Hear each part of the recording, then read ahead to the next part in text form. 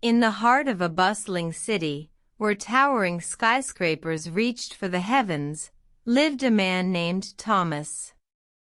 His life was a whirlwind of chaos and noise, a stark contrast to the serene countryside he had left behind. Yet, he yearned for something more, something he couldn't quite put his finger on.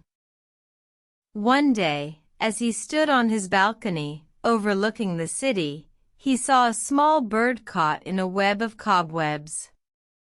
Its struggles were futile, and it was clear that the bird was trapped.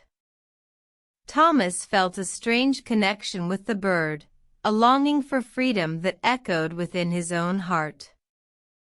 He gently moved closer, extending his hand. The bird, frightened, fluttered away, but not before it glanced at Thomas with a look of gratitude. This brief encounter left Thomas puzzled. He couldn't understand why such a simple act could evoke such strong emotions within him. Days turned into weeks, and weeks into months. Thomas found himself drawn to the city's parks, where he would sit and watch the squirrels scamper, the birds chirp, and the flowers bloom. He felt a sense of peace, a feeling he hadn't experienced since his childhood days spent in the countryside. One day, as he sat under a willow tree, a young girl approached. She was no older than 10, her eyes wide with curiosity.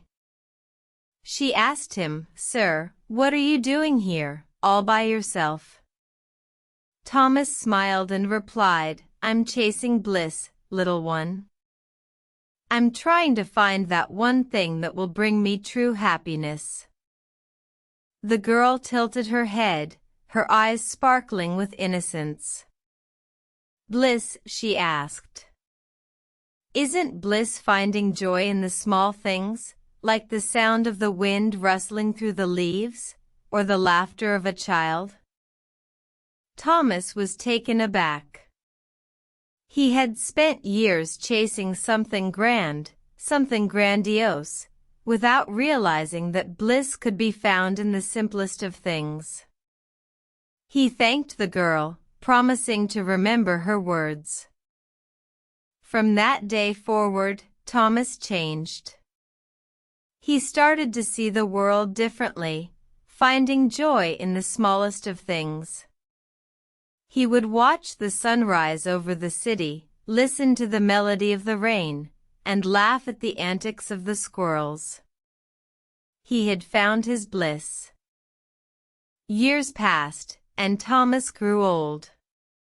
But he never forgot the lesson he learned under the willow tree.